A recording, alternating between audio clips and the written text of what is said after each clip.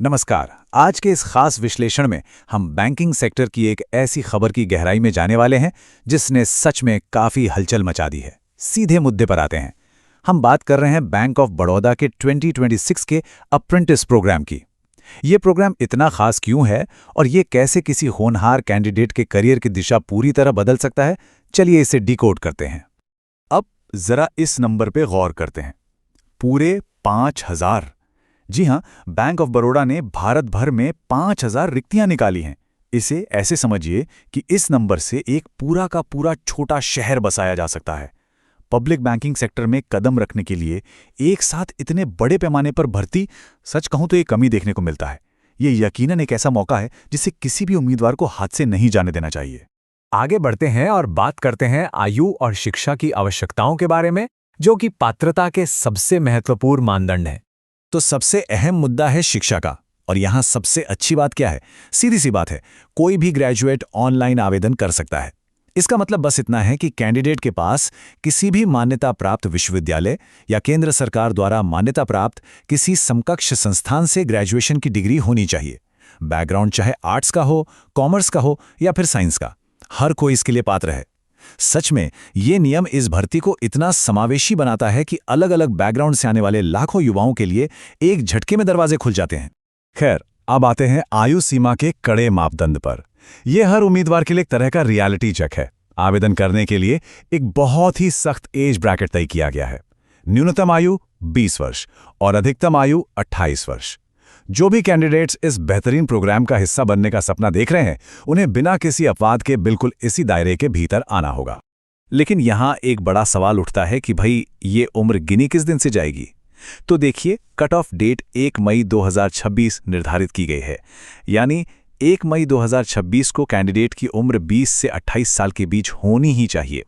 हालांकि इसमें एक राहत की बात भी है।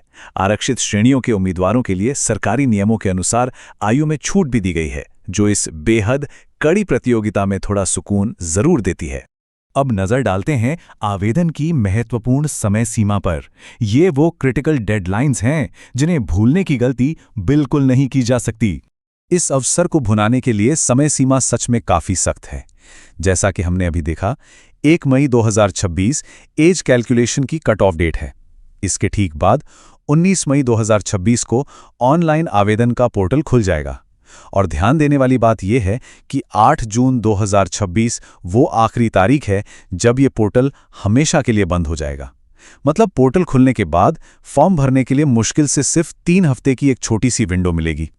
वक्त रेत की तरह फिसलेगा, इसलिए सारे जरूरी दस्तावेज पहले से ही तैयार रखने होंगे। चलिए अब समझते हैं शुल्क संरचना का विवरण, यानी एप्लीकेशन फीस की पूरी जानकारी। तो इस पूरी प्रक्रिया का अंतिम और सबसे व्यावहारिक कदम है आवेदन शुल्क। फीस को 200 से 800 रुपए के बीच बहुत ही लॉजिकल तरीके से बांटा गया है। और हां, इस पर जीएसटी अलग से लगेगा।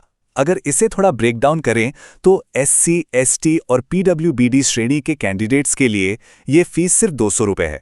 वही जनरल, ईडब्ल्यूएस और ओबीसी श्रेणी के पुरुष उम्मीदवारों के लिए ये 800 रुपए है, जबकि इन्हीं श्रेणियों की महिलाओं और ट्रांसजेंडर कैंडिडेट्स के लिए ये शुल्क 600 रुपए रखा गया है।